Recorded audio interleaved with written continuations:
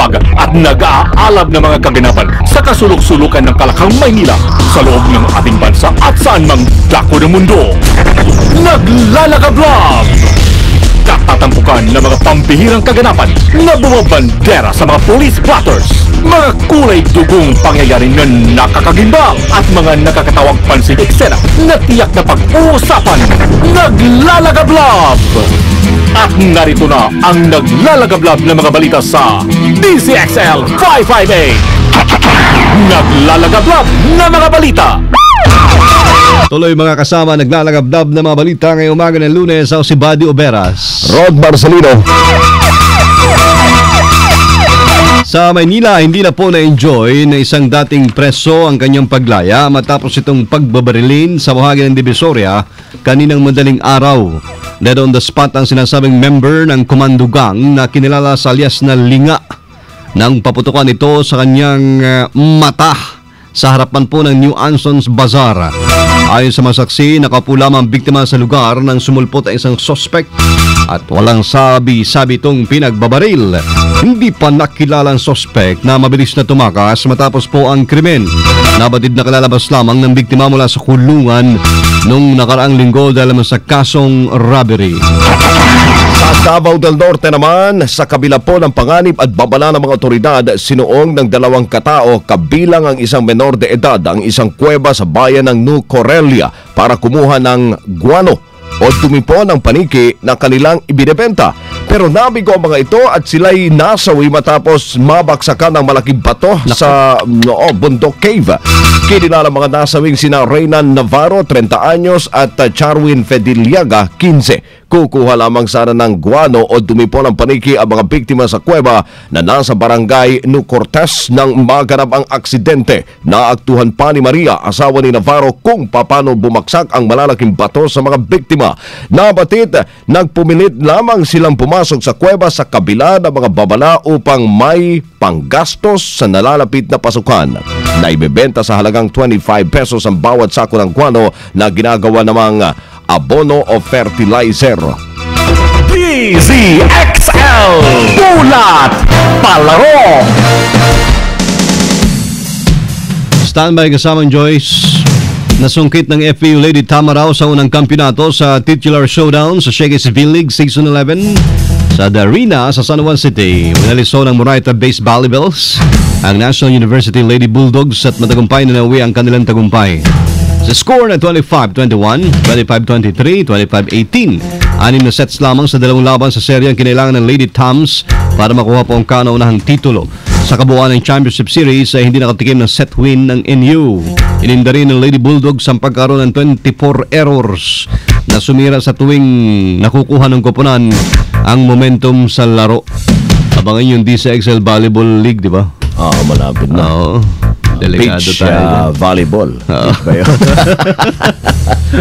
Ayos yan, ayos. Volleyball, DZXL DZXL Showbiz Balita. Andyan ba siya? Report muna ba tayo mula kay kasamang Joyce? Oo nga, Joyce, muna. Sige. Parts. Ang MIA daw tuloy sa paghabol sa NAIA taxi drivers na nangongontrata. Buti napansin mo si Joyce. Magtatampo si Joyce kung hindi natin tinawag. Sige, tawagan natin si Joyce. Joyce, gandang umaga. Morning. Yes, tiniyak ng MIA ang patuloy na paghuli sa mga taxi drivers sa NAIA na nangongontrata sa mga pasahero. Noong Sabado, labang isang taxi driver sa NAIA ang nahuli ng LTO team na nangongontrata sa mga pasahero. Ang naturang taxi drivers ay pinagmultahan ng 1,700 pesos. Nagbanta naman ang LTO na kapag nahuli muli ang naturang taxi drivers, sila ay tatanggalan na ng lisensya. Ang naturang taxi drivers ay may unang inareport sa LTO ng MIA authorities dahil sa naturang iligal na gawain. Kasama mo sa NAIA, Joyce Collantes, Adra, Tatak RMN. 8 oras sa brownout. Nakatakda sa 4 na bayan sa Bataan. May balita si Mike Singaral ng RMN Bataan. Mike, i-radyo mo. 8 oras na brownout ang nakatakda maganap sa 4 na bayan dito sa lalawigan ng Bataan ngayong Lunes base sa Power Interruption Advisory mula sa National Grid Corporation of the Philippines o NGCP. mula 7:45 ngayong umaga hanggang alas 4 mamayang hapon ay mawawala ng supply ng kuryente sa mga bayan ng Hermosa, Orani at Samal, habang mula alas 8 hanggang alas 2 naman sa bayan ng Dinalupihan. Ayon dito kay Ernest Vidal, Regional Corporate Communications Officer ng NGCB, ang mga naka-schedule na power outage ay sanhi ng preventive maintenance at pagpapalit ng mga transformers at recharging ng gas breakers sa kanilang substation na matatagpuan sa Barangay Balsik sa bayan ng Hermosa dito sa Bataan. Kasabay nito ay magkakaroon din ang Peninsula Electric Cooperative o PENELCO ng transmission line work sa Hermosa Balanga 69 kilovolt lines. Kasama sa Bataan para sa DCXL 558, Mike Sigaral, Tatak, Armen. Naglalagablab na mga balita. DZXL Showbiz Balita. Andito na siya. Handang-handa na. May dahilan. Oo. Lahat naman ng bagay may dahilan. Pangyayari. Lahat yan. Ano ba yan? Parang lang, walang beep tumutulong. Good morning! Good morning, friendship, mga ka-tribe dyan. Hello, mga ka-chatters. Good morning, Morning, Miss Papa Licious Body and Papa Licious Good Rod. morning, Candy. Good morning po sa inyong lahat. Happy Monday po, Ay, basta yung weekend. Eto po, syempre, obligasyon natin yan tuwing linggo Aba. sa ating mga anak ang makapiling sila ng buong linggo. Buong araw yan. Bunga. Bonggang Bongga. bongga. Dapat alagaan yung mga trophies, no? Oo. Ang mga trophies ko makukulit, malilikot at talaga naman enjoy lang din. Ako, alaga ko rin yung mga labada ko. Si Linggo, Papa Bads. Sabado yung labada day. Linggo daw yung planchado day. Ayan. Grabe. Tapos sa basa. Sampay. Sa tuyo naman. Bilis matuyo, mainit ang panahon. Sobra tama. Tama. Maganda rin yung weather kahapon. Kaya mapagplansya ka na kagad, Rod. Ay, ano ba nangyari sa showbiz land? Eto nga, planchado na Ayun, rin. planchado na rin, Ang pagpapakita ng behind ng puwet talaga. Behind the scene? Oo. Puwet talaga. Butt exposure ang usapan dito ni Alden Richards sa first shooting day daw nila ni Alger Abrenicay. Talagang napasabak siya sa matinding eksena at talaga namang sabog agad ito ang kanyang ipinakita. Talagang masayang eksena daw ang kanyang kinailangan dito para ipakita ang kanyang behind at sa aminado naman siyang nakaramdam siya agad ng matinding pressure dahil sa unang pagsalang pa lang niya ganito na ang kanyang unang gagawin. Tagal mo iningatan. Oo, grabe. Pinupulbusan. Tinagal pa, nilagyan pa ng mga petroleum jelly. Tapos expose din pala. Oo nga. Kung ito naman makakatulong sa kanyang pag-unlad. May sumikat na ba dahil nagpakita ng puwet? Bahagya lang. Pelikula. Wala, puro. Sa umpisa yan eh. Puro puwet Parang lang naman, abang na diba? abang, di ba? Abang-abang. Pero wag siyang didikit kay Justin Bieber. Wag. Dahil baka ano mangyari. Sa Latin ni Justin niya. Grabe naman. Di ba, Ma'am Heidi? Nakakaloka yun na. Nang tatouching si Justin na, siguro yung malalaman niya doon kung anong status ng behind ng isang tao, no? Kung very useful na Ano ating natutunan dyan? Ayan yun naman, yun sa ginawa niyang butt exposure dito, kailangan daw pag-igihan niya yung kanyang gagawin dahil mataas ang mga expectations ng network niya. Lalo pat, launching movie project niya ito. So, yun pala na. Siyempre, bawal ang malugi ang kumpanya. Kailangan husayan niya ang paggalat dito. Moral lesson dyan. Oo. Kailangan, sa puwet pa lang, may dating na. Ayun. Maliban sa lang, di ba? So, may ganun palang factor. Hindi lang Sa mukha. showbiz, hindi lang mukha. Oo, Kailangan, all over the body. dapat okay din Kailangan yung puwet. yan. Kung ganun, Ganun ang puro mga puwet na lang ang maintenance. ipakita. Sa mukha Oo. medyo nagpapaka-daring na siya ng konti at naglalabas-labas na rin ang kanyang mga flesh para Title daw niyan, Behind behind the Scenes. Behind. Ay, ito naman, ano yung movie nila, parang biblical siya. Ganon. Ayun pala. Cain at Abel ang Ba. kanilang movie. Hindi yan. diba? Patayan ng magkakapatid dahil sa selos. Maraming ganyan ngayon. Kain at Abel. Kain at Abel. Kain. Kain at Abel. Akala ko kainan na Abel. Ayan, mga tingnan the show, Miss Chika. Ngayong morning, maraming salamat po. Ito mo naging sandal, Dakila, Miss Candy, Tatak, RMN. Thank you, Miss Thank you Candy. very much. Hindi gasgas, hindi umatras, medyo madulas. Ito ang balitang panghimagas. Ayan na siya. Bagong tapas. Daya mo, ha? May Hindi pa. ka nagsabi. na, kaya Maparol. nagpatasa na. Pero Buhay pa, buhay pa yan. bagay kay Buhay pa, misteryoso. Magandang umaga. Pwede mong bilisan yung magandang parang alarin ni Santa Cruz lang. Matindi. Kaya mo? Hindi na. Subukan mo, ama. Okay. Baka may biglang lumipad. Nakakabulbul na, Oo, oo. baka biglang may lumipad. Nababasa ka niya ata dyan, Rod, ha?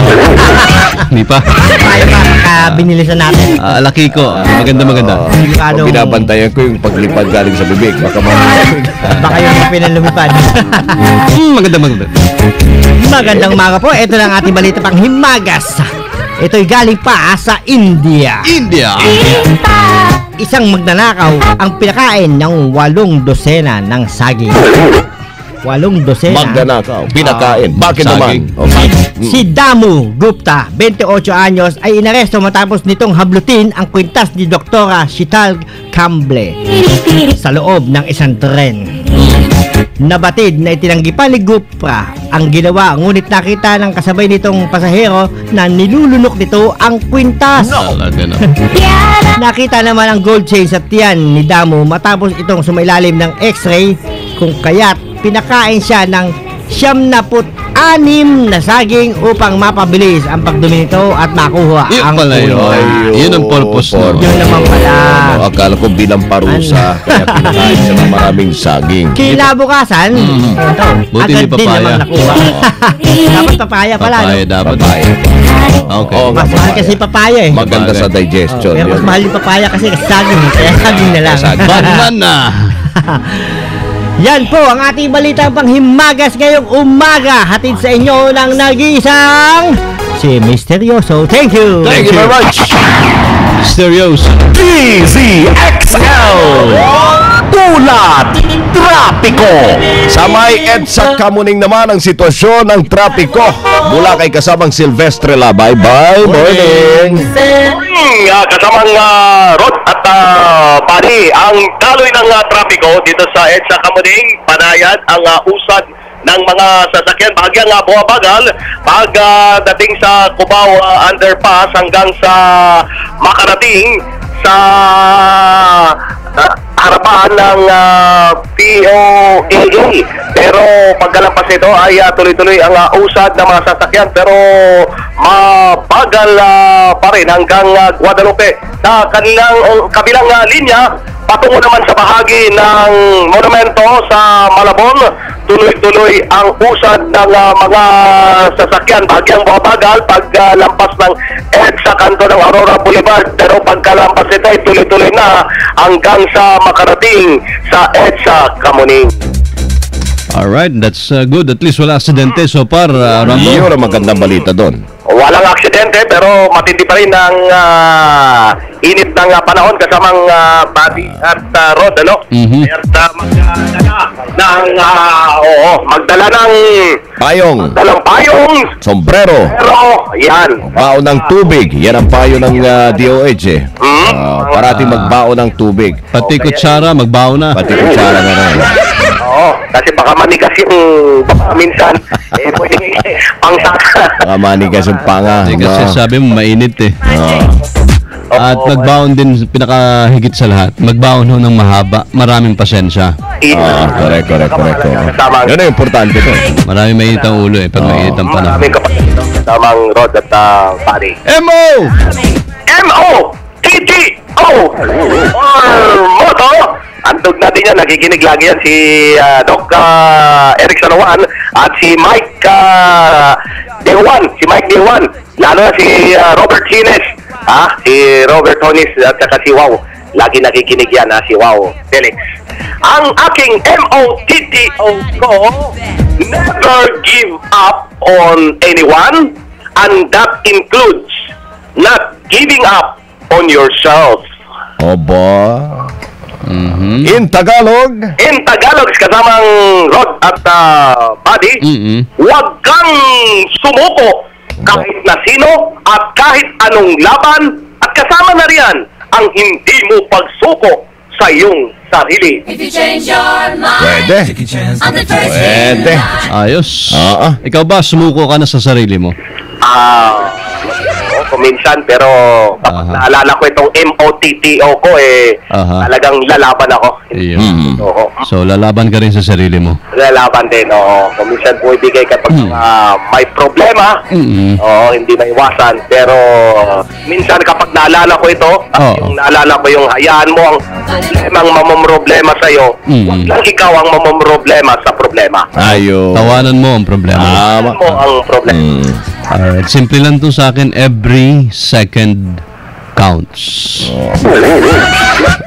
Yun lang. Alaga yan. Every second Every counts. second. Ikaw kasama, Rod, may baon ka? Parang may ano to Tagline tugnay sa MOTTO ni Rambo. Try and try until you die.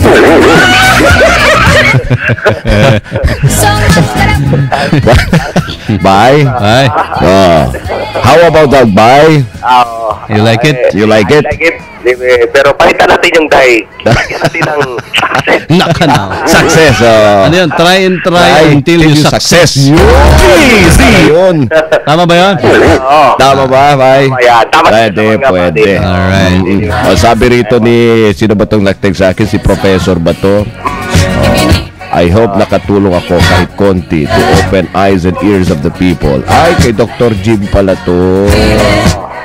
Oh. Yeah, si Prof yan. Si Pro ba to? Thank you, Rambo! Salamat sa kasamang Buddy at Rod. Kasama mo sa kahaba ng EDSA Kamuning Silvestre Labay Tatak. Amen. Thank you, Alright, thank you very much. Bye. Dire-diretsong naglalagabla. Balitang Tatak, RMN ninyo pong napangin muli ngayong Lunes.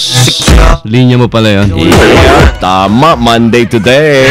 Mga kasama may 26, 2014. Kasama nyo po sa serbisyo publiko from the province of Occidental Mindoro. Mabuhay, ako si Buddy Oberas. And from the city of Zamboanga, el de ustedes, amigo, mayroon na. Kompleto. Oh, yeah. Na kompleto rin. Yan na. Rod Marcelino po. Kaming lahat sa DCXLI Tatak RMN. gets me overwhelmed. But when you smile and found it ain't hard to tell. You don't know. Sumayin niyo ang 15 minutong kalipunan ng mga pinakahuling kaganapan sa Kalakang, Maynila, sa ating bansa at saan mang dako ng mundo. Naglalagabla! Dito lamang sa Unang Pihit, DZXL 558, ang bagong kasama mo. That new